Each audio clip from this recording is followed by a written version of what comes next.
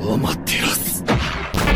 up? It's Jack, aka Just a Cunt here, and this weekend is UFC on ABC, Robert Whittaker versus RIDDER, and here are my full card picks and predictions. Starting off on the early prelims with Davy Grant versus Damon Blackshear. Now, I think this fight is pretty easy to predict in terms of Damon Blackshear is going to come there and try and grapple, going to try and submit Davy Grant, which obviously is the opportunity to do so, but I'm leaning Davy Grant in this fight.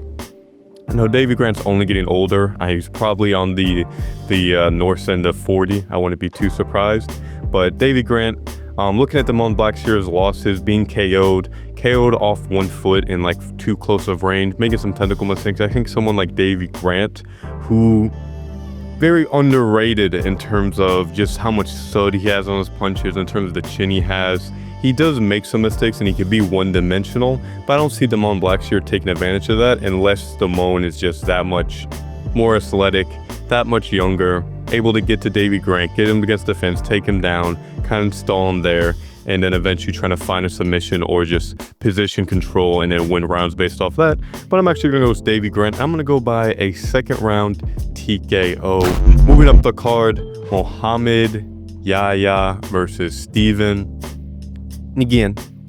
And this fight, I'm not torn in terms of like, oh, I don't know what's gonna happen, or this fight's so good, this is, oh my god, this is so good. Guys, you gotta, UFC on ABC, you gotta check into the fight in Mohamed Yahya. I'm not nothing that. They're both ass, they both suck. They're both pretty mid, both coming off losses. But I'm actually gonna go with Mohamed Yahya in this fight. I think he's going to be more dynamic. He's a little bit of a smaller guy, but I think he'll be comparable enough. This fight taking place at featherweight, I believe Mohamed Yahya is going to be moving down, which I think is good to see. There's not really too much to point on this fight. Home field advantage, coming off fighting better opponents, more experience in the UFC. I'm going to go with Mohamed Yahya. I'm going to say by a competitive decision. Moving on, Martin Buday versus Marcus Buchecha, who is making his UFC debut with literally no stats whatsoever. I'm gonna go with Martin Buday. Just has a decent bit of UFC experience, nothing too crazy. Shamil Gaziev victim, but who's, what am I gonna say? He passed Andre Arlovski test, coming on a 2-fight winning streak. He has some momentum. Do I think it's impossible that Marcus wins? I wouldn't be surprised. I'm not super educated, I'm not gonna lie. He's literally an unlockable fucking fighter. He still has the basic stand, and I don't even know who the fuck this is. They changed it from Robbie Lawler, it looks like. I have no idea who this is. Yeah, I'm gonna go with Martin Buday, and I'm gonna go by a split fucking decision. Moving on, Ibo Aslan versus Billy Elekana. This is basically his UFC debut as far as I can tell. Looked like he had either a canceled bout with Gustav, or it's just not telling me the result of it. I don't recall this fight. I'm gonna go with Ibo Aslan. You're gonna see a scene for these fights. A lot of these fighters are kind of mid, particularly in the early prelims. There isn't really too many talent really. Past this point, there's some good fighters, but these first 4 fights are kind of eh. I'm gonna go with Ibo Aslan though, just for more experience, coming off an Ion Cutelaba loss. We did look good in that fight in terms of competing with a pretty high level light heavyweight, someone who's in the rankings, the gatekeeper, you can say. And I'm gonna go with Ibo Aslan. Looks bigger, looks stronger, same height. Is coming off a loss to Ion Cutelaba, but I find that more impressive to literally not be coming off a fight period and making your UFC debut. I'm gonna go with Ibo Aslan, and I'm gonna go by a unanimous decision. Moving on, my boy, my pal, my chap, Muslim Salikov versus Carlos Leal. Now this fight seemingly is easy to predict in terms of normally I'd say Muslim Salikov can get this done, but Carlos Leal is quite good and Muslim is getting older.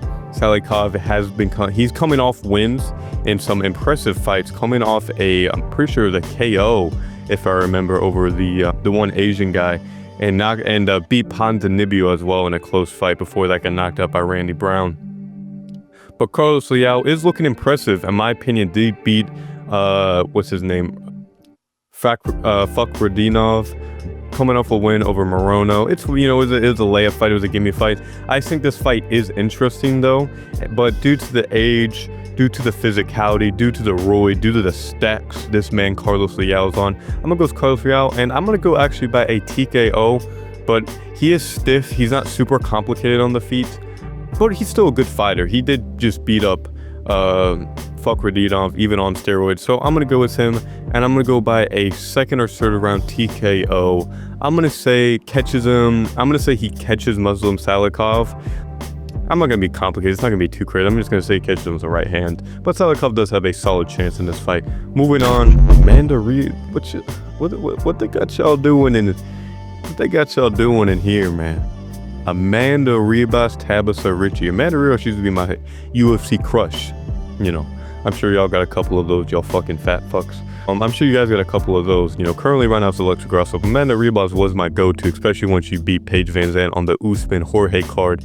Been a fan of it ever since. Tabitha Ritchie, my cousin's favorite fighter for some reason. But yeah, Amanda Ribas is actually pretty solid.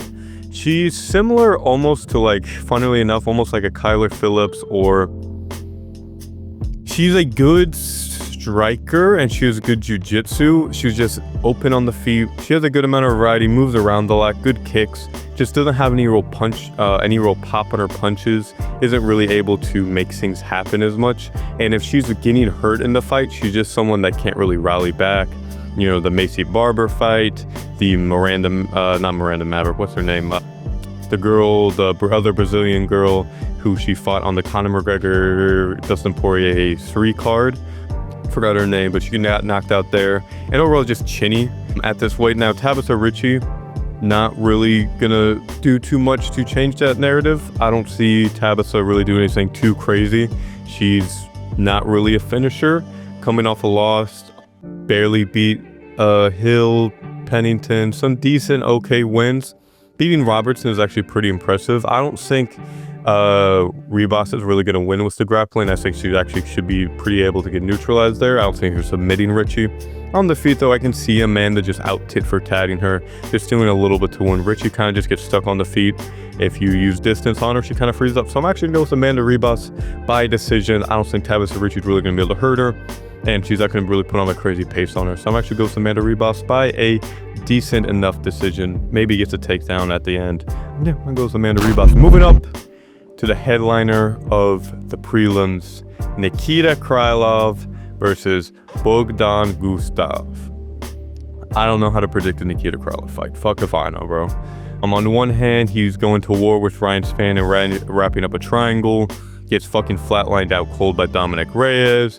Beats Ozdemir pretty easily. Fucks up Gustafsson. Loses a Paul Craig. Has a very fun, composed fight with Uncle. He's just a hard guy to predict overall. Not the most consistent fighter. He's got a very risky style, you can say, against Bogdan Gustav, who's been solid. You know, the new Anthony Smith, he burnt to ashes like a phoenix, in a sense risen as Bogdan Gustav, who is actually quite a solid fighter, a good knockout artist. Coming off wins, coming off some knockouts. I'm knocking out Ryan Spann, knocking out the one Brazil, not Brazil, it's like I think he's like a Thai dude. I'm not Thai, like a Polynesian dude. Did lose by submission, so in my opinion, it's kind of a fight where is Nikita Krylov gonna be able to get him down and submit him? Because I think if he does, he can submit Gustav, but on the feet maybe interesting. But to me, Nikita Krylov's gonna make it more competitive and get more threats on the feet.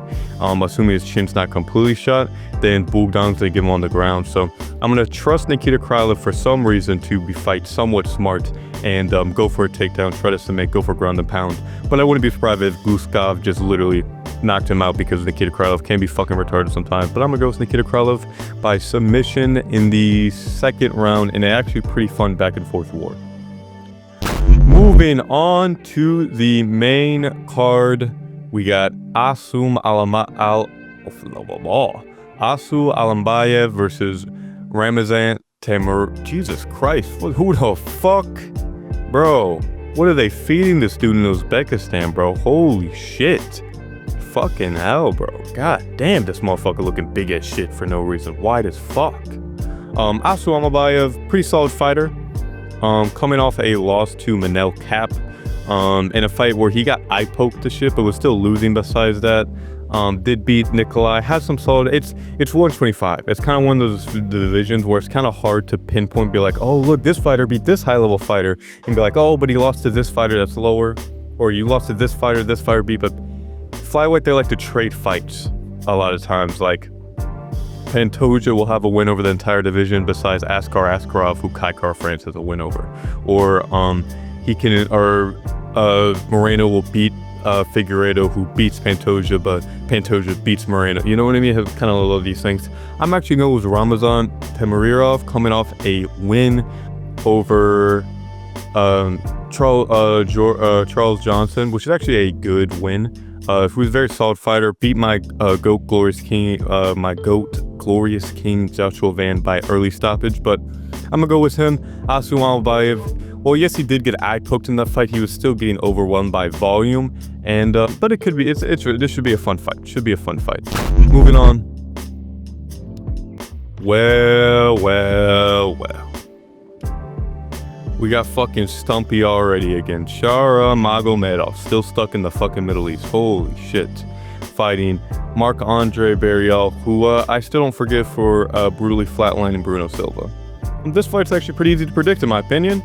Shara Magomedov's gonna fuck him up on the feet, and he may get taken out and submitted. But if that doesn't happen, then Barrial's going to unfortunately lose. Probably get TKO'd around the fence. Wouldn't be too surprised.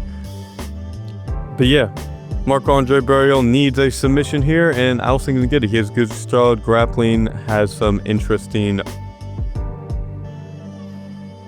you know, he just doesn't have enough for me to go by, even if he has some interesting submission. And on the feet, he's just not gonna win, you know. I think Shara Magomedov is just gonna win a decision. Can TKO him?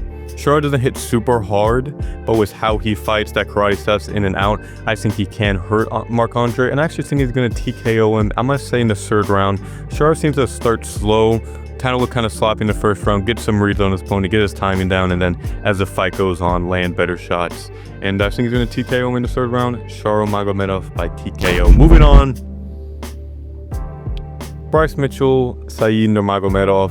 This fight, Bryce Mitchell moving down weight.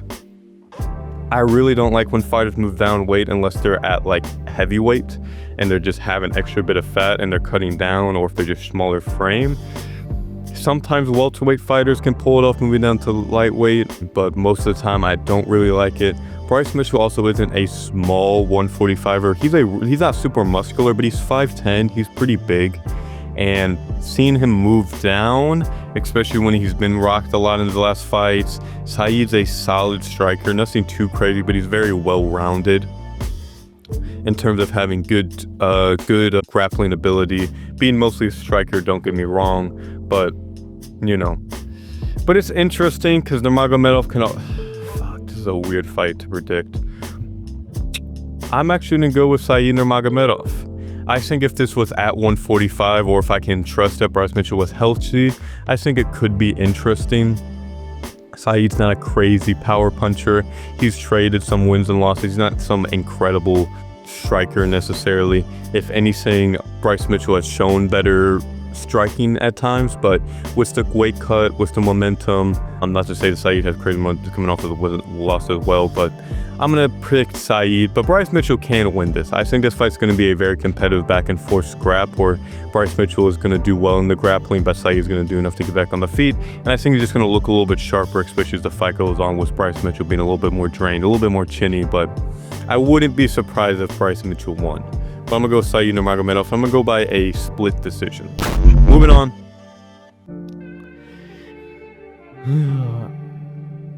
Petr Yan, Marcus Mickey. This fight's going to be closer than people think. I think Petr Yan is going to win, but this fight is going to be annoyingly close. If this was a 5-rounder, I think Petr Yan's definitely going to get this, but he's going to drop the first round. I could just see it being a close-ass first round like Petr Yan loves to fucking do. Petr Yan's going to win the second round, and in the third round, Marcus McGee is going to look better than he should. Marcus McGee is a solid fighter. He's solid. Nothing really absurd. More of a striker. great winning streak right now, you know, coming off wins over Martinez, Jamie buys, nothing too crazy, but still has some interesting wins right now. And I think on the feet, he's going to be able to make it competitive enough that Peter Yan, he's someone who is always defense oriented in the sense of he's not someone that's like, I'm going to just take a shot on the chin and keep going. He's always going to try and defend a strike. So I think Marcus McGee, who's going to have good volume, is not really going to have to worry about the leg kicks so much. I know he got hurt by Martinez with the leg kicks.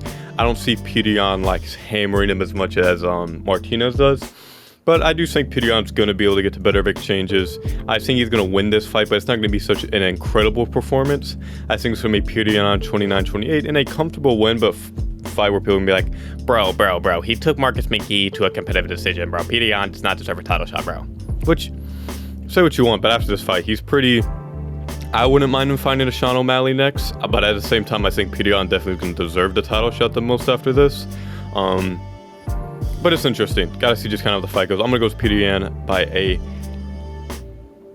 29-28 decision. Moving on to the main event.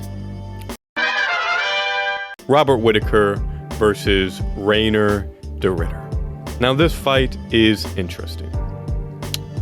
I would say if this was Robert Whittaker a solid 3 or 4 fights ago, I'd pick him no problem.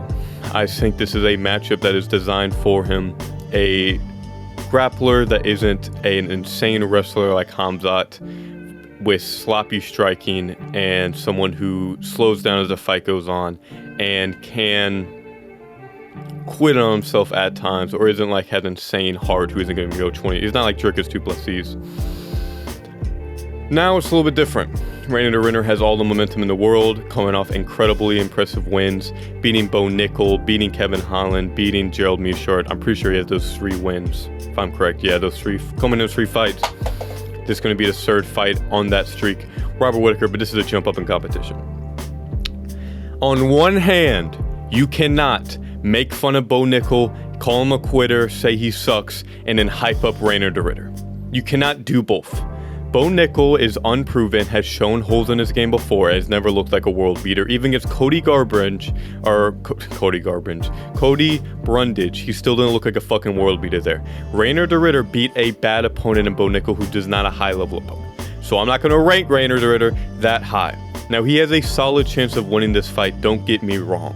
He has the momentum. He has powerful striking. He's big. He's strong. He's type of grappling. He can smother Whittaker, can show holes in his game, especially now that Whittaker has the teeth injury, has been taken down now. I just don't think Reinier de Ridder is going to have that level of wrestling to really prove it against Whittaker. I think Reinier de Ridder can be interesting against guys like Kyle Baralho, even like an Amavov.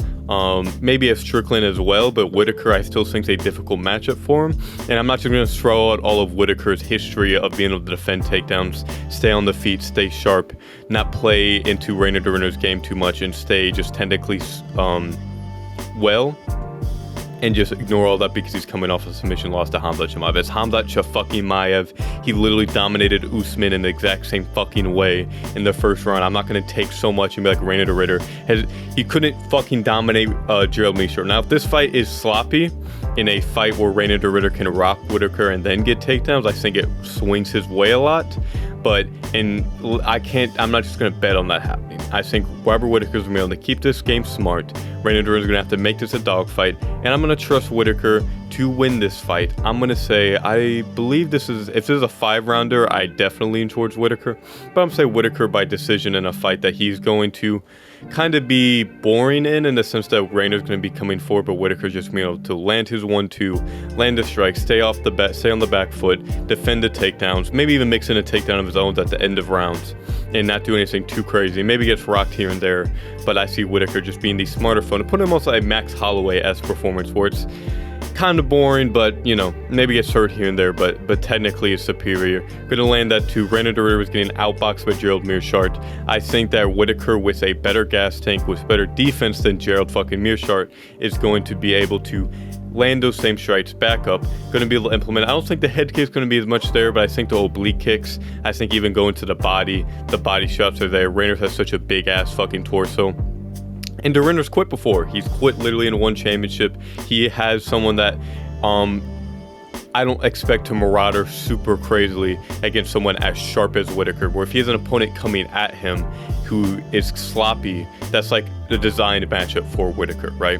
If there's a guy like a Mavov, I'd be much more scared of the boxing. Even if there's a Kyle Boralho who can go 5 rounds hard and can find big moments even in the later ends of fights, or Jared Cannonier, who's never gonna, has that power throughout. Rander to Rinner, I feel like he's too much of a dog in terms of someone that's gonna try and make this sloppy, and I'm still gonna trust Whittaker's technical ability in a fight he needs to win. This is the type of fight that I think Whittaker is able to win 9 times out of 10. But anyway, I hope you guys enjoyed the predictions. Hope you guys had fun. If you're wondering why I didn't include Movsar Evloev versus Aaron Pico, as far as I know, Movsar Evloev did pull out.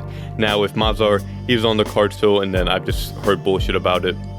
Movsar by unanimous decision probably gets hurt one time, put on chicken links for like half a second, and everyone's like, oh my god, he sucks. Movsar Evloev is going to win this by unanimous decision, literally however he wants. I'm not going to get a finish though, because he doesn't know what that is. Movsar Evloev, unanimous decision. I'm going to say 4-1 or 3-2, arguably, but pretty obvious that Movsar Evloev wins. Anyway, hope you guys enjoyed this. Hope you guys had fun. And let me know what you guys want to see next.